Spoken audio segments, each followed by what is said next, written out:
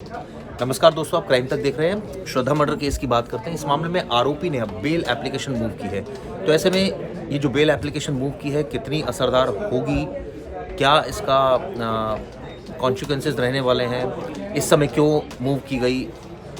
ज़्यादातर लोग ये मान रहे हैं कि बेल रिजेक्ट होगी, और ऐसे में मूव करने के पीछे फिर मकसद क्या है। क्या रिजेक्ट कराने के बाद हाई कोर्ट और सुप्रीम कोर्ट का रुख करेगी आरोपी यानी आफ्ताब। तो इस मामले को लेकर तमाम सवाल खड़े हो गए। तो हमारे साथ तंसीम हैदर साहब मौजूद हैं, उनसे बात करते हैं। श्रद्धा मर्डर केस में तंसीम भाई, बेल एप्लीकेशन का नया शगुफा छोड़ा गया है, क्यों, वजह? कि शगुफा क्या बोलें, वो बेसिकली जो एक्यूज़ होता है चिराग, उस एक्यूज़ का ये राइट है कि वो अपने लिए ज़मानत की मांग करे।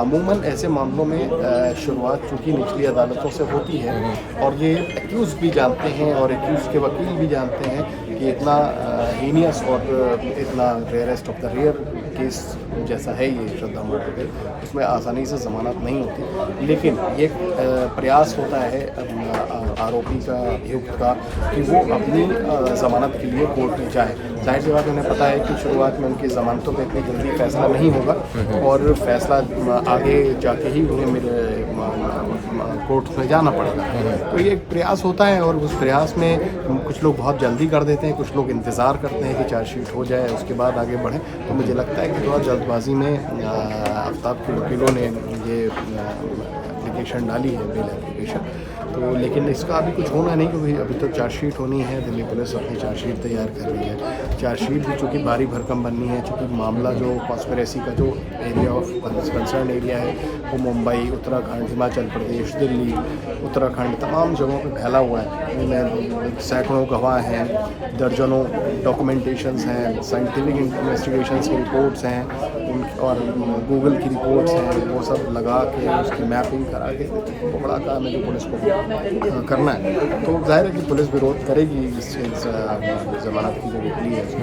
तो उसको एक टैक्टिक्स होती है अपनी किसी एक्यूज़ की, आफ्ताब ने भी वही अपनाई है। लेकिन ये उससे केस पे कोई असर नहीं पड़ा, क्योंकि पुलिस को जितनी चीज़ें इकट्ठा करनी थी, जितने एविडेंसेस लाने थे, वो तक करीब पूरी हो चुकी है चीज़ें। अब उनको बस एक साथ बैठ के कंपाइल करने का काम है, जो पुलिस कर रही है। तो बेल लगाना मतलब क्यों, रिजेक्ट कराने के लिए या किस लिए, मतलब ये कौन आपको कानूनी सलाह दे रहा है? अमूमन देखिए, होता क्या है कि ऐसे केसेस में जो अभियुक्त होते हैं वो कोशिश करते हैं कि शुरुआत में जाके अपनी बेल, उनको पता होता है आमतौर पे कि इस अदालत के पास हमें बेल देने का अधिकार है क्या नहीं है। तो उसके बाद वो बेल वहाँ से रिजेक्ट करा देते हैं। उसके बाद वो प्रिपेयर करते हैं उसी के आधार पर आगे की रणनीति। तो एक रणनीति का हिस्सा है कि बेल रिजेक्ट कराई जाए या बेल पे जाया जाए, और ऑलरेडी रिजेक्ट हो जाए बेल हमारी, तो हम आगे की कोर्ट के लिए तैयार हो जाएँ उसी हिसाब से। तो क्या आगे की कोर्ट बेल दे देगी, ये सोचते हैं वो? उम्मीद तो हर आरोपी और अभियुक्त को होती है कि भाई मुझे कोर्ट अदालत से ज़मानत मिलेगी, अब तो चार्जशीट भी हो गई, अब तो मैं कुछ भी ऐसा हेर फेर नहीं कर सकता इन्वेस्टिगेशन में, जब होगी सज़ा या ट्रायल शुरू होगा। लेकिन हम ज़्यादातर मामलों में आरोपी को यही लगता है कि हम नीचे से अगर रिजेक्ट हुई तो हम ऊपर जाएंगे और हमें बेल मिल जाएगी। तो उसमें ये हर केस में अमूमन होता है, ज़्यादातर केस में।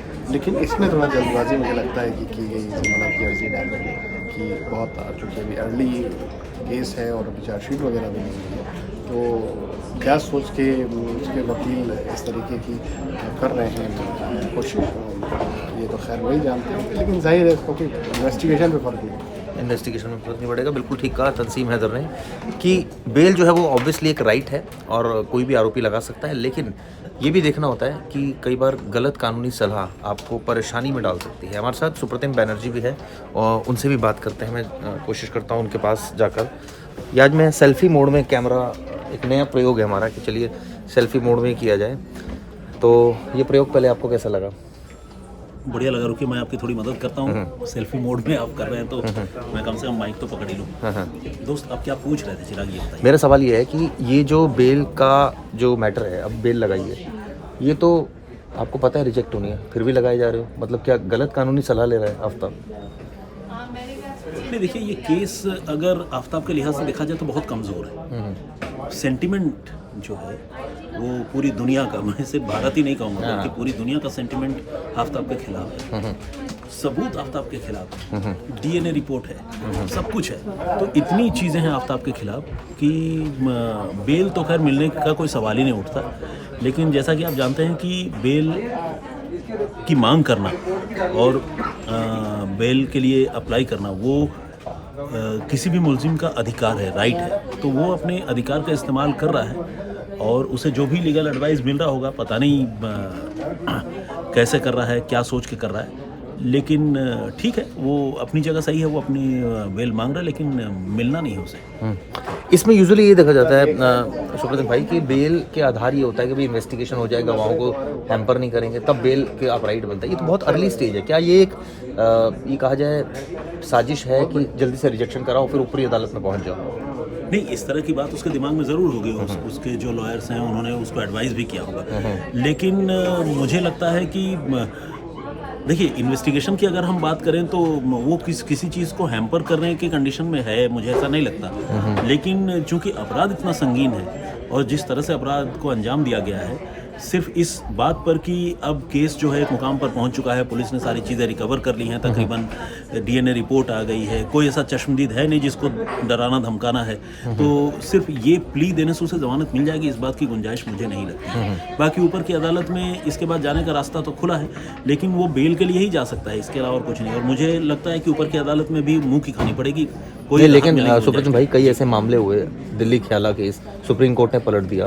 कहने का मतलब ये है कि वहाँ सेंटिमेंट्स बहुत ज़्यादा जो मुझे लगता है इफेक्ट नहीं करते, क्योंकि सुप्रीम कोर्ट जो है, आपने देखिए दिल्ली छावला केस हुआ, तुरंत उन्होंने रिजेक्शन मार दिया उस पर।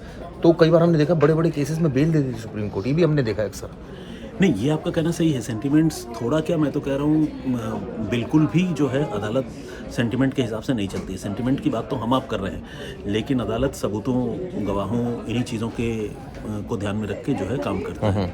लेकिन इस मामले में सबूत भी तो हैं, आफ्ताब के खिलाफ काफ़ी सारे सबूत हैं और बहुत सारे मतलब टेक्निकल एविडेंस हैं जो जिसका जिक्र हम बार बार कर रहे हैं। डीएनए रिपोर्ट आ गई है, तो बेल वो मांगता रहे, कुछ भी करता रहे, लेकिन होना जाना कुछ है नहीं। हाँ, तो एक शगुफा ही कहा जाए इसको। बिल्कुल, मेरे हिसाब से तो शगुफा है। अदालत इतनी आसानी से इतने संगीन मामले में बेल दे देगी, ऐसा मुझे बिल्कुल नहीं लगता। नहीं, लेकिन आपने तंदूर कांड भी सुना होगा, उसमें भी हमने देखा कि किस तरह से तंदूर कांड में जो आरोपी है उसको कन्विक्शन हुई, 14 साल ही हुई, फांसी भी नहीं हुई और वो अपनी सज़ा भी कंप्लीट करके बाहर आ गया। और बीच में जहाँ तक मुझे मालूम है उसको बेल भी मिली थी कुछ समय के लिए। नहीं, तो देखिए, एक केस जब इन्वेस्टिगेशन के लेवल पे ख़त्म हो जाता है, चार्जशीट दाखिल हो जाती है, ट्रायल हो रहा है मान लीजिए, तो वो एक अलग स्टेज है। लेकिन अभी तो चार्जशीट दाखिल होनी है, अभी इन्वेस्टिगेशन ऑनगोइंग है, इन्वेस्टिगेशन कंप्लीट नहीं हुआ है। बेशक बहुत सारी चीज़ें पुलिस ने रिकवर कर ली है, थैंक्स टू दिल्ली पुलिस की, उसने जो है तफ्तीश में मेरे हिसाब से तो कोई ढिलाई नहीं छोड़ी। लेकिन अभी बहुत सारी चीज़ें और भी रिकवर करनी बाकी है, क्योंकि पूरा का पूरा केस जो है वो सर्कमस्टेंशियल एविडेंस पर टिका हुआ है। तो अभी पुलिस जो है कोई ढिलाई नहीं बरतेगी और मुझे नहीं लगता कि इस मामले में कोई बेल मिलने की गुंजाइश है। मतलब ये देखिए, मेरी व्यक्तिगत राय है कि बेल नहीं मिलना। बाकी अदालत ऑन मेरिट क्या सोचकर बेल देती है या नहीं देती है, ये तो खैर अदालत का अपना हक है, अधिकार है। थैंक यू सुप्रतन भाई बात करने के लिए। सुनील भाई के पास चलते हैं। बेल या जेल तो है ही उसकी अभी, लेकिन क्या बेल? सुनील भाई, अभी तो जेल ही है, लेकिन भाई जो आफ्ताब है वो बेल की भी दरकार कर रहा है, बड़ी जल्दी बेल पर आ गया। नहीं, जैसे सभी लोगों ने बताया चिराग भाई, ये वाकई कानूनी प्रक्रिया है। और देखिए, जो वकील, जिस अभी आप सवाल कर रहे थे ना कि वकील ने ऐसा क्यों किया, ठीक है, उसे करना ही है। और हर केस में ये जो वकील होते हैं वो क्या कहे, मान लें कि मैं अपराधी हूँ किसी केस में या कोई भी आरोपी हो, कुछ भी हो, तो मैं अगर किसी वकील को हायर करूँगा तो कहूँगा कि तुम मुझे सज़ा दिलाओ या तुम मुझे बचाओ। बचाने की बात करूँगा तो वकील क्या करेगा? बेल लगाएगा कि नहीं लगाएगा? और पहली दफ़ा ही लगाएगा या पहली दफ़ा जाके कहेगा नहीं ये कातिल तो है, लेकिन इसको थोड़ा सा माफ़ कर दीजिए सजा। ऐसा नहीं होगा ना, जाहिर सी बात है बेल क्यों लगाएगा। और जितने बड़े केस होते हैं, देखिए, हमेशा ये मान के चला जाता है जो वकील आते हैं, जो हायर होता है, वकील, तो मान के चलता है कि ये कातिल नहीं है। ठीक है, हो सकता है कई सारे केसेस ऐसे हैं कि जिसमें पूरी दुनिया जाने कि ये कातिल हैं, ये कातिल है, मीडिया ने भी दिखाया और अंत में जाके पता चला वाकई ये कातिल नहीं थे। ऐसी भी चीज़ें हैं। तो सोचिए अगर वो वकील उन्हीं चीज़ों को मान लेता, उन्हीं चीज़ों के पर्सपेक्टिव पे आ जाता और करता, तो शायद वो सच्चाई सामने नहीं आती। तो कहने का मतलब ये है कि शुरुआत यहीं से होती है, फिर धीरे धीरे जब कोर्ट में जब बहस होती है, सबूत रखे जाते हैं, तो ये चीज़ें पता चलती हैं कि नहीं सच्चाई तो ये है, ये तमाम चीज़ें होती हैं, जब जिरा होती है सारी चीज़ें। लेकिन शुरुआत में तो शुरुआत यहीं से होती है। तो नहीं वो ठीक है आपकी बात, लेकिन ये तो हमें भी पता है ना कि आप बेल तो लगा रहे हो, लेकिन उसका नतीजा क्या होने वाला है। आप बेल तो लगा रहे हो, लेकिन उसका नतीजा ये हो सकता है कि भाई आप यहाँ से रिजेक्शन कराओ और हाई कोर्ट जाओ, सुप्रीम कोर्ट जाओ। क्योंकि हमने कई केसेस में देखा सुनील भाई, हाई कोर्ट सुप्रीम कोर्ट ने बड़ा सख्त बहुत बड़े बड़े केसेस में बेल दे देती है, कई बार बहुत बड़े केसेस में एक्विटल कर देती है। हमने देखा क्या मामला, तो वो तो मतलब हमारी सोच से भी परे था कि वो ऐसा भी हो सकता है। नहीं, लेकिन वो बात आपकी सही है कि वो देखिए बेल के लिए उसे पता है, उसे 100% पता है कि ये बेल हमें जमानत नहीं मिलेगी।